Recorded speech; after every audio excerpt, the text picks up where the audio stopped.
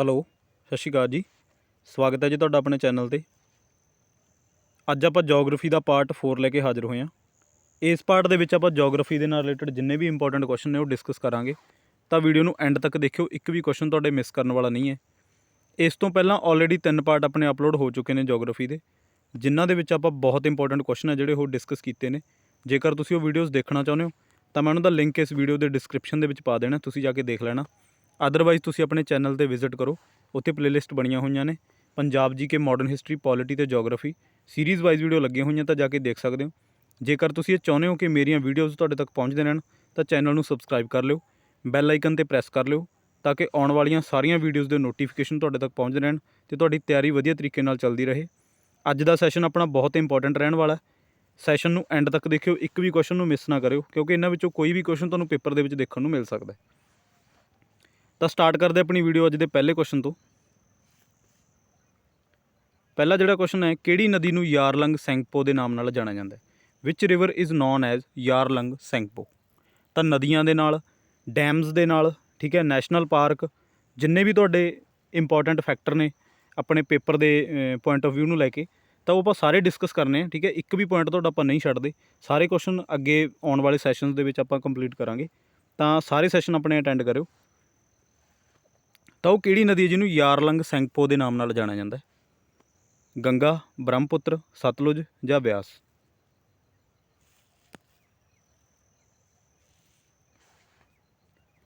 ਤਾਂ ਇਸ ਕੁਐਸਚਨ ਦਾ ਜਿਹੜਾ ਆਨਸਰ ਹੈ, ਆਨਸਰ ਨੰਬਰ 2, ਬ੍ਰਹਮਪੁੱਤਰ ਨਦੀ ਹੈ ਜਿਹਨੂੰ ਯਾਰਲੰਗ ਸੈਂਗਪੋ ਦੇ ਨਾਮ ਨਾਲ ਜਾਣਿਆ। ਯਾਰਲੰਗ ਸੈਂਗਪੋ ਇਹਨੂੰ ਕਿੱਥੇ ਕਹਿੰਦੇ ਨੇ?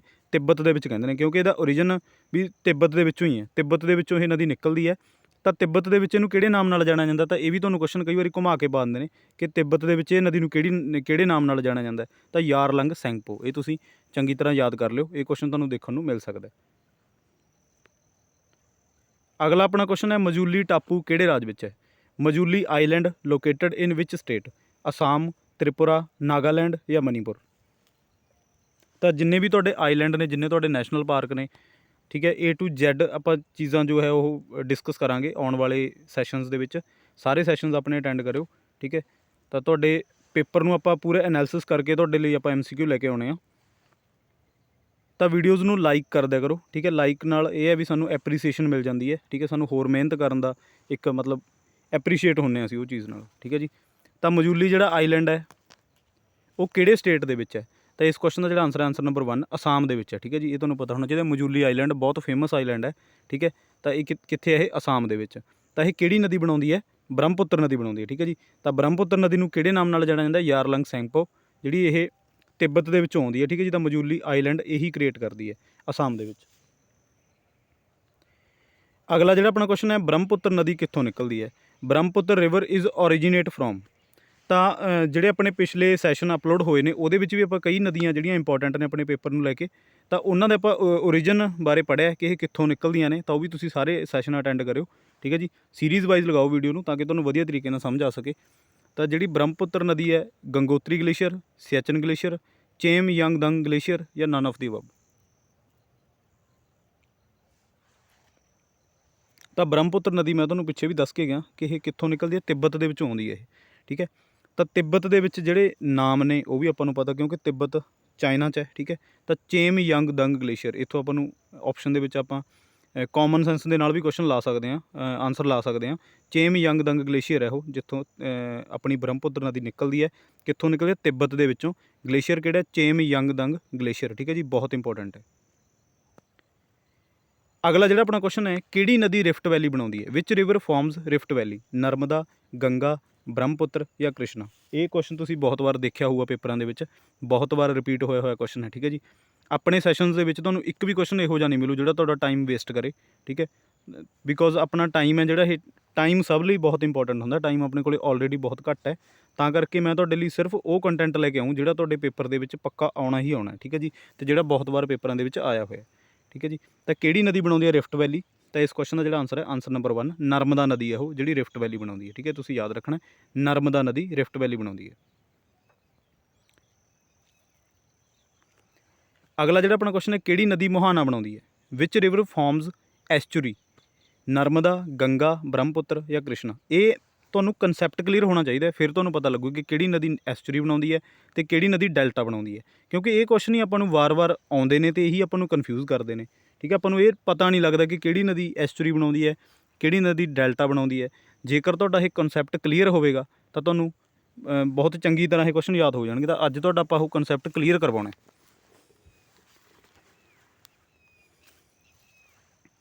ਤਾਂ ਇਸ ਕੁਐਸਚਨ ਦਾ ਜਿਹੜਾ ਆਨਸਰ ਹੈ, ਆਨਸਰ ਨੰਬਰ 1 ਨਰਮਦਾ ਨਦੀ। ਇਹਦਾ ਕੀ ਕਾਰਨ ਹੈ?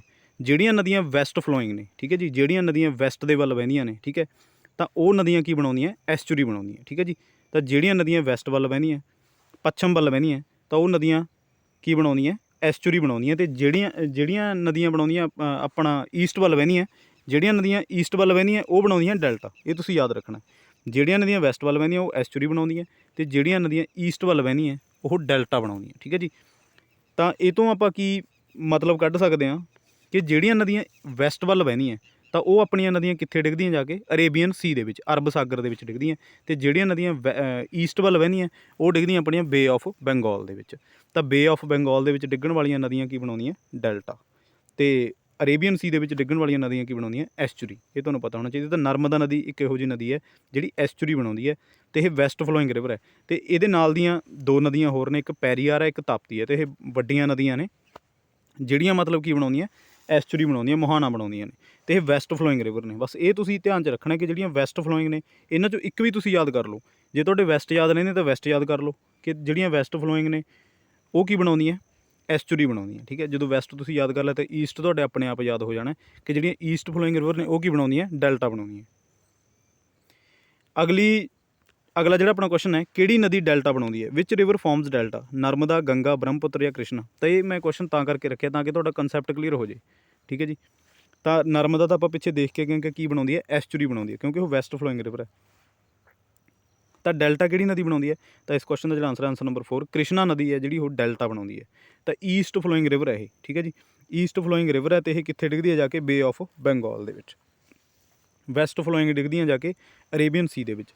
ਤਾਂ ਕ੍ਰਿਸ਼ਨਾ ਤੋਂ ਇਲਾਵਾ ਗੋਦਾਵਰੀ ਅਤੇ ਮਹਾਨਦੀ, ਠੀਕ ਹੈ ਜੀ, ਕ੍ਰਿਸ਼ਨਾ, ਗੋਦਾਵਰੀ, ਮਹਾਨਦੀ ਇਹ ਨਦੀਆਂ ਕੀ ਬਣਾਉਂਦੀਆਂ? ਡੈਲਟਾ ਬਣਾਉਂਦੀਆਂ। ਠੀਕ ਹੈ, ਤੁਹਾਨੂੰ ਪਤਾ ਹੋਣਾ ਚਾਹੀਦਾ। ਬਹੁਤ ਇੰਪੋਰਟੈਂਟ ਕੁਐਸਚਨ ਨੇ, ਇਹ ਚੰਗੀ ਤਰ੍ਹਾਂ ਯਾਦ ਕਰ ਲੈਣਾ। ਅਗਲਾ ਜਿਹੜਾ ਆਪਣਾ ਕੁਐਸਚਨ ਹੈ, ਪ੍ਰਾਇਦੀਪ ਭਾਰਤ ਦੀ ਸਭ ਤੋਂ ਲੰਬੀ ਨਦੀ ਕਿਹੜੀ ਹੈ? Which is the longest river of peninsular India? Ganga, Godavari, Narmada, Tapti? ਇਹ ਕੁਐਸਚਨ ਵੀ ਤੁਸੀਂ ਬਹੁਤ ਵਾਰ ਪੇਪਰਾਂ 'ਚ ਦੇਖਿਆ ਹੋਣਾ।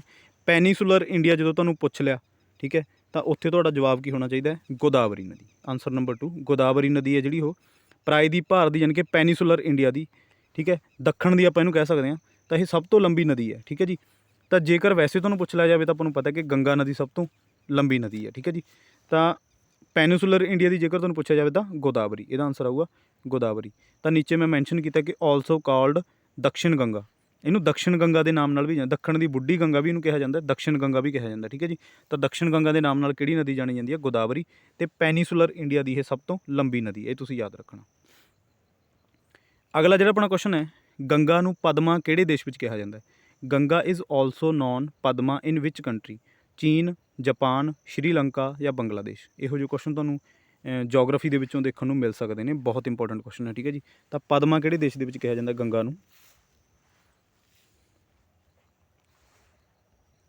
ਤਾਂ ਆਪਸ਼ਨ ਵੀ ਤੁਹਾਨੂੰ ਉਹ ਉਸ ਹਿਸਾਬ ਨਾਲ ਸੈੱਟ ਕਰਦੇ ਕਿ ਤੁਸੀਂ ਕਨਫਿਊਜ਼ ਹੋ ਜਾਓ। ਠੀਕ ਹੈ ਜੀ, ਤਾਂ ਜੇਕਰ ਤੁਹਾਡੇ ਯਾਦ ਹੋਣਗੇ ਤਾਂ ਤੁਸੀਂ ਕਦੇ ਵੀ ਕਨਫਿਊਜ਼ ਨਹੀਂ ਹੋਵੋਗੇ। ਠੀਕ ਹੈ, ਤਾਂ ਯਾਦ ਕਰਨ ਦਾ ਤਰੀਕਾ ਹੁੰਦਾ ਰਿਵਾਈਜ਼ ਕਰਨਾ। ਠੀਕ ਹੈ ਜੀ, ਤਾਂ ਜੇ ਕੁਐਸਚਨ ਨੂੰ 2-3 ਵਾਰ ਰਿਵਾਈਜ਼ ਕਰਾਂਗੇ ਤਾਂ ਯਾਦ ਹੋਣਾ। ਠੀਕ ਹੈ, ਇੱਕ ਵਾਰ ਕੁਐਸਚਨ ਯਾਦ ਕਰਕੇ ਯਾਦ ਨਹੀਂ ਹੁੰਦਾ।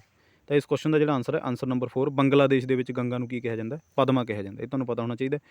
ਗੰਗਾ ਨੂੰ ਪਦਮਾ ਕਿਹੜੇ ਦੇਸ਼ ਵਿੱਚ ਕਿਹਾ ਜਾਂਦਾ? ਬੰਗਲਾਦੇਸ਼ ਵਿੱਚ। ਅਗਲਾ ਜਿਹੜਾ ਆਪਣਾ ਕੁਐਸਚਨ ਹੈ, ਇੰਦਰਾ ਸਾਗਰ ਡੈਮ ਕਿਹੜੀ ਨਦੀ 'ਤੇ ਬਣਿਆ? Indira Sagar dam is built on which river? Narmada, Tapti, Krishna ਜਾਂ ਕਾਵੇਰੀ? ਤਾਂ ਡੈਮਜ਼ ਨੇ ਜਿਹੜੇ ਆਪਣੇ ਇੰਡੀਆ ਦੇ ਮੋਸਟ ਇੰਪੋਰਟੈਂਟ ਡੈਮ ਨੇ ਆਪਾਂ, ਠੀਕ ਹੈ, ਉਹ ਆਪਾਂ ਸਾਰੇ ਆਉਣ ਵਾਲੇ ਸੈਸ਼ਨ ਦੇ ਵਿੱਚ ਕਵਰ ਕਰਾਂਗੇ। ਠੀਕ ਹੈ, ਇੱਕ ਵੀ ਫੈਕਟ ਆਪਾਂ ਤੁਹਾਡਾ ਰਹਿਣ ਨਹੀਂ ਦਿੰਦੇ, ਤਾਂ ਸੈਸ਼ਨਸ ਨੂੰ ਅਟੈਂਡ ਕਰਿਆ ਕਰੋ। ਨਰਮਦਾ, ਤਾਪਤੀ, ਕ੍ਰਿਸ਼ਨਾ ਜਾਂ ਕਾਵੇਰੀ? ਇੰਦਰਾ ਸਾਗਰ ਡੈਮ ਬਹੁਤ ਫੇਮਸ ਡੈਮ ਹੈ। ਇਸ ਕੁਐਸਚਨ ਦਾ ਜਿਹੜਾ ਆਨਸਰ ਹੈ, ਆਨਸਰ ਨੰਬਰ 1। ਠੀਕ ਹੈ ਜੀ, ਇੱਥੇ ਮੈਂ 1 ਪਾਉਣਾ ਭੁੱਲ ਗਿਆ, ਸੌਰੀ। ਤਾਂ ਨਰਮਦਾ ਨਦੀ 'ਤੇ ਬਣਿਆ ਹੋਇਆ ਇਹ ਇੰਦਰਾ ਸਾਗਰ ਡੈਮ ਹੈ ਜਿਹੜਾ, ਇਹ ਨਰਮਦਾ ਨਦੀ 'ਤੇ ਬਣਿਆ ਹੋਇਆ। ਨਰਮਦਾ ਨਦੀ ਕਿੱਥੇ ਵਹਿੰਦੀ ਹੈ? ਮੱਧ ਪ੍ਰਦੇਸ਼ ਦੇ ਵਿੱਚ ਵਹਿੰਦੀ ਹੈ। ਠੀਕ ਹੈ, ਇਹ ਤੁਹਾਨੂੰ ਪਤਾ ਹੋਣਾ ਚਾਹੀਦਾ। ਨਰਮਦਾ ਨਦੀ 'ਤੇ ਇੰਦਰਾ ਸਾਗਰ ਡੈਮ ਬਣਿਆ ਹੋਇਆ ਅਤੇ ਇਹ ਮੱਧ ਪ੍ਰਦੇਸ਼ ਦੇ ਵਿੱਚ ਵਹਿੰਦੀ ਹੈ। ਅਗਲਾ ਜਿਹੜਾ ਆਪਣਾ ਕੁਐਸਚਨ ਹੈ, ਇਹਨਾਂ ਵਿੱਚੋਂ ਕਿਹੜਾ ਤਾਜ਼ੇ ਪਾਣੀ ਦੀਆਂ ਡੋਲਫਿਨ ਦਾ ਘਰ ਹੈ? Which of the following river is the home for fresh water dolphin.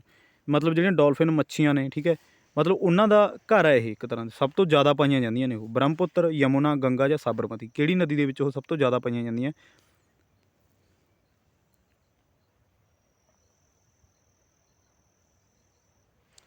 ਤਾਂ ਇਸ ਕੁਐਸਚਨ ਦਾ ਜਿਹੜਾ ਆਨਸਰ ਹੈ, ਆਨਸਰ ਨੰਬਰ 3, ਗੰਗਾ ਦੇ ਵਿੱਚ ਉਹ ਸਭ ਤੋਂ ਵੱਧ ਪਾਈਆਂ ਜਾਂਦੀਆਂ। ਠੀਕ ਹੈ ਜੀ। ਤਾਂ ਜੇਕਰ ਤੁਹਾਨੂੰ ਇਹ ਕੁਐਸਚਨ ਆ ਜਾਏ ਕਿ ਡੋਲਫਿਨ ਦਾ ਘਰ, ਤਾਂ ਉਹ ਗੰਗਾ ਹੈ। ਠੀਕ ਹੈ, ਗੰਗਾ ਨਦੀ ਦੇ ਵਿੱਚ ਸਭ ਤੋਂ ਵੱਧ ਡੋਲਫਿਨਸ ਪਾਈਆਂ ਜਾਂਦੀਆਂ, ਤਾਜ਼ੇ ਪਾਣੀ ਦੀਆਂ ਡੋਲਫਿਨਸ। ਅਗਲਾ ਜਿਹੜਾ ਆਪਣਾ ਕੁਐਸਚਨ ਹੈ, ਅਜਮੇਰ ਕਿਹੜੀ ਨਦੀ ਦੇ ਕਿਨਾਰੇ 'ਤੇ ਸਥਿਤ ਹੈ? Ajmer is situated on the bank of which river? Ganga, Luni, Kaveri ਜਾਂ ਮਾਹੀ? ਤਾਂ ਜਿਹੜੇ ਬਹੁਤ ਫੇਮਸ ਸ਼ਹਿਰ ਨੇ ਉਹ ਵੀ ਆਪਾਂ ਅੱਗੇ ਕਵਰ ਕਰਾਂਗੇ ਕਿ ਜਿਨ੍ਹਾਂ ਬਾਰੇ ਪੁੱਛਿਆ ਜਾਂਦਾ ਕਿ ਇਹ ਕਿਹੜੀ ਨਦੀ ਦੇ ਕਿਨਾਰੇ 'ਤੇ ਸਥਿਤ ਨੇ। ਠੀਕ ਹੈ, ਤਾਂ ਸਾਰੇ ਸ਼ਹਿਰ ਉਹ ਆਪਾਂ ਕਵਰ ਕਰਾਂਗੇ, ਕੇਵਲ ਇੰਪੋਰਟੈਂਟ।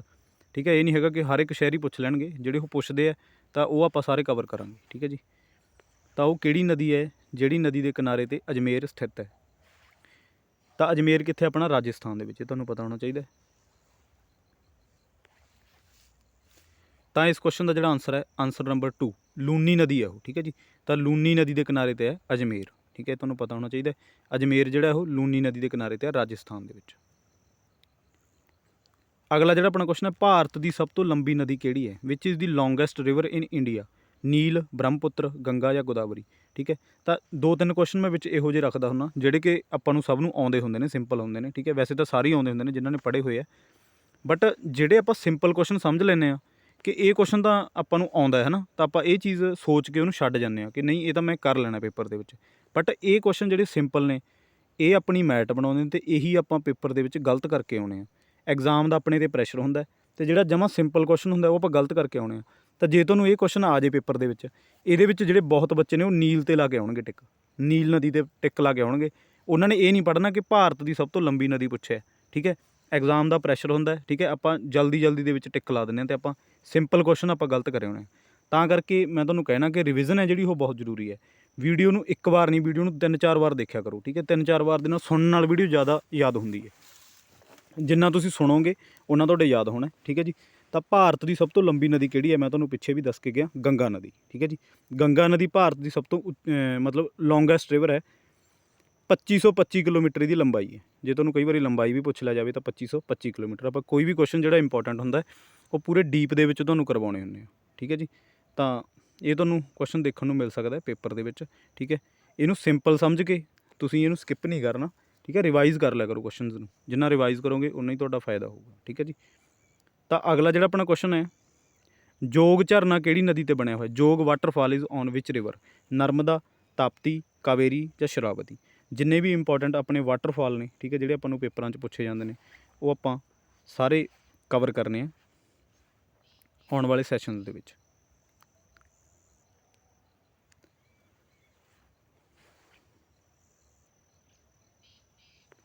ਤਾਂ ਇਸ ਕੁਐਸਚਨ ਦਾ ਜਿਹੜਾ ਆਨਸਰ ਹੈ, ਆਨਸਰ ਨੰਬਰ 4, ਸ਼ਰਾਵਤੀ ਨਦੀ ਹੈ ਉਹ। ਸ਼ਰਾਵਤੀ ਨਦੀ ਹੈ। ਠੀਕ ਹੈ, ਜਿੱਥੇ ਆਪਣਾ ਜੋਗ ਵਾਟਰਫਾਲ ਬਣਿਆ ਹੋਇਆ, ਕਿੱਥੇ ਹੈ ਇਹ? ਕਰਨਾਟਕ ਦੇ ਵਿੱਚ। ਠੀਕ ਹੈ, ਤਾਂ ਇਹ ਵੀ ਤੁਹਾਨੂੰ ਨਾਲ ਪਤਾ ਹੋਣਾ ਚਾਹੀਦਾ। ਜਿਹੜੇ ਇੰਪੋਰਟੈਂਟ ਚੀਜ਼ ਹੈ ਉਹਦੇ ਨਾਲ ਦੇ ਰਿਲੇਟਡ ਜਿਹੜੇ ਸਾਰੇ ਫੈਕਟਰ ਤੁਹਾਨੂੰ ਪਤਾ ਹੋਣੇ ਚਾਹੀਦੇ ਨੇ। ਅਗਲਾ ਜਿਹੜਾ ਆਪਣਾ ਕੁਐਸਚਨ ਹੈ, ਲੂਨੀ ਨਦੀ ਕਿਹੜੇ ਰਾਜ ਵਿੱਚ ਹੈ? Luni river is in which state? Madhya Pradesh, Rajasthan, Karnataka ਜਾਂ ਮਹਾਰਾਸ਼ਟਰ? ਇਹੋ ਜਿਹੇ ਕੁਐਸਚਨ ਵੀ ਤੁਹਾਨੂੰ ਆ ਸਕਦੇ ਨੇ, ਕਿਉਂਕਿ ਕੁਐਸਚਨ ਸੇਮ ਹੀ ਹੁੰਦਾ, ਬਟ ਉਹਨੂੰ ਇੱਕ ਪੁੱਛਣ ਦਾ ਉਹ ਆਪਣਾ ਢੰਗ ਚੇਂਜ ਕਰ ਦਿੰਦੇ ਨੇ। ਠੀਕ ਹੈ ਜੀ। ਤਾਂ ਕਰਕੇ ਆਪਾਂ ਨੂੰ ਕਨਫਿਊਜ਼ ਕਰਨ ਦੇ ਲਈ ਉਹ ਕੁਐਸਚਨ ਪੁੱਛਣ ਦਾ ਢੰਗ ਚੇਂਜ ਕਰਦੇ ਨੇ। ਕੁਐਸਚਨ ਸੇਮ ਹੀ ਹੁੰਦੇ ਨੇ। ਠੀਕ ਹੈ ਜੀ। ਤਾਂ ਕਿਹੜੇ ਰਾਜ ਵਿੱਚ ਹੈ? ਤਾਂ ਤੁਹਾਨੂੰ ਇਹ ਵੀ ਪਤਾ ਹੋਣਾ ਚਾਹੀਦਾ ਜਿੰਨੀਆਂ ਇੰਪੋਰਟੈਂਟ ਨਦੀਆਂ ਨੇ ਕਿਹੜੇ ਕਿੱਥੇ ਵਹਿੰਦੀਆਂ ਨੇ, ਇਹ ਵੀ ਆਪਾਂ ਤੁਹਾਨੂੰ ਕਵਰ ਕਰਵਾਵਾਂਗੇ। ਠੀਕ ਹੈ, ਜਿਵੇਂ ਕਿ ਆਪਣੀ ਗੰਗਾ ਨਦੀ ਹੈ ਉਹ ਬਹੁਤ ਸ਼ਹਿਰਾਂ ਦੇ ਵਿੱਚੋਂ ਦੀ ਲੰਘਦੀ ਹੈ। ਠੀਕ ਹੈ, ਇੰਪੋਰਟੈਂਟ ਜਿਹੜੇ ਸ਼ਹਿਰ ਨੇ ਤਾਂ ਸਾਰੇ ਆਪਾਂ ਕਵਰ ਕਰਾਂਗੇ ਆਉਣ ਵਾਲੇ ਸੈਸ਼ਨਸ ਦੇ ਵਿੱਚ। ਤਾਂ ਇਸ ਕੁਐਸਚਨ ਦਾ ਜਿਹੜਾ ਆਨਸਰ ਹੈ, ਆਨਸਰ ਨੰਬਰ 2, ਰਾਜਸਥਾਨ। ਮੈਂ ਤੁਹਾਨੂੰ ਪਿੱਛੇ ਵੀ ਦੱਸ ਕੇ ਗਿਆ ਕਿ ਜਿਹੜਾ ਅਜਮੇਰ ਵਾਲਾ ਕੁਐਸਚਨ ਆਪਾਂ ਅਟੈਂਪਟ ਕੀਤਾ ਕਿ ਅਜਮੇਰ ਕਿਹੜੀ ਨਦੀ ਦੇ ਕਿਨਾਰੇ 'ਤੇ ਹੈ? ਲੂਨੀ ਨਦੀ ਦੇ ਕਿਨਾਰੇ 'ਤੇ। ਲੂਨੀ ਨਦੀ ਕਿੱਥੇ ਹੈਗੀ? ਰਾਜਸਥਾਨ ਦੇ ਵਿੱਚ। ਠੀਕ ਹੈ ਜੀ। ਤਾਂ ਇਹੋ ਜਿਹੇ ਕੁਐਸਚਨ ਤੁਹਾਨੂੰ ਦੇਖਣ ਨੂੰ ਮਿਲ ਸਕਦੇ ਨੇ। ਅੱਜ ਦੇ ਸੈਸ਼ਨ ਦਾ ਆਪਣਾ ਲਾਸਟ ਕੁਐਸਚਨ ਹੈ, ਹੈਦਰਾਬਾਦ ਕਿਹੜੀ ਨਦੀ ਦੇ ਕਿਨਾਰੇ 'ਤੇ ਸਥਿਤ ਹੈ? Hyderabad is situated on the bank of which river? Chambal, Musi, Ganga ਜਾਂ ਗੋਦਾਵਰੀ?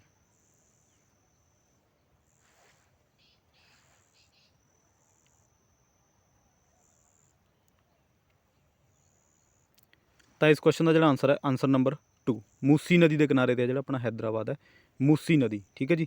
ਤਾਂ ਜਿੰਨੇ ਵੀ ਆਪਣੇ ਸ਼ਹਿਰ ਨੇ ਉਹ ਆਪਾਂ ਸਾਰੇ ਕਵਰ ਕਰਾਂਗੇ ਜਿਹੜੇ ਜਿਨ੍ਹਾਂ ਬਾਰੇ ਪੁੱਛਿਆ ਜਾਂਦਾ ਪੇਪਰਾਂ ਦੇ ਵਿੱਚ। ਠੀਕ ਹੈ ਜੀ। ਤਾਂ ਅੱਜ ਦਾ ਸੈਸ਼ਨ ਆਪਣਾ ਇੱਥੇ ਐਂਡ ਕਰਦੇ ਹਾਂ। 15 ਕੁਐਸਚਨ ਆਪਣੇ ਪੂਰੇ ਹੋ ਗਏ। ਠੀਕ ਹੈ ਜੀ।